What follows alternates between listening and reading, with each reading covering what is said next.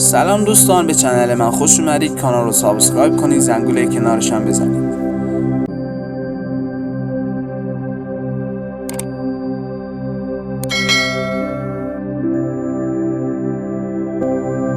رهبر ایلومیناتی کیه؟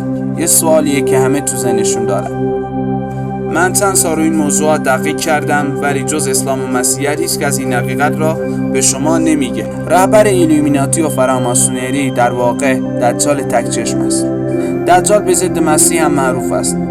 خب مسیح دروغین، به عربی المسیح الدجال، که به اختصار نام دجال نیز شناخته می شود، یک شخصیت شیطانی در فرجام شناسی اسلام است که به باور مسلمانان قبل از قیامت ادعا می کند مسیح هست، یعنی مسیحا.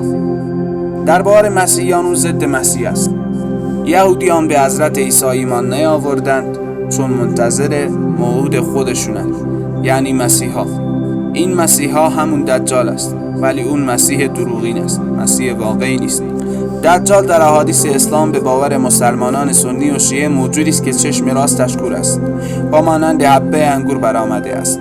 در باور شیعه بر اساس حدیثی از علی رضی الله عنه، چشم سالم دجال به وسط پیشانیش آمده است. در جلو و عقب کاروان دجال کوه‌های از دود حرکت می‌کنند که مردم در قحطی‌ها سخت در انتظار غذا در آن کوه‌ها را دارند. همه رودخانه هایی که در مسیر دجال قرار میگیرند خشک میشوند و مطابق این حدیث او با صدای بلند مردم را صدا میکند: ای دوستان من، به سمت من بیایید، من ارباب شما هستم که به شما دست و پا و غذا دادم. در روایت شیعه دجال در آخرالزمان و پیش از قیام مهدی از خراسان ظهور میکنه. او با انجام کارهای شگفت انگیز و معجزاتی جمع زیادی از مردم را میفریبد. دجال در اورشلیم ادعای خدایی می‌کند و سرانجام پس از حکمرانی به مدت 40 روز یا 40 سال به دست عیسی مسیح یا مهدی یا هر دوی آنها کشته می‌شود. در روایت حضرت محمد پیامبر مسلمانان، یکی از نشانه‌های دوران ظهور آخرالزمان خروج دجال است. ظهور دجال از نشانه‌های برپایی قیامت دانسته شده. دجال فردی با یک چشم و صورتی کریه و مدار تابدار است که بر پیشانیش کلمه کفر شده است.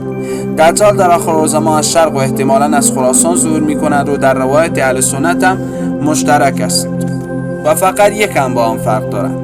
در اهل سنت دجال تا زمانی که ظهور می‌کند او در جزیره‌ای در اقیانوس هند به سر می‌برد که از آن صدای موسیقی به گوش می‌رسد.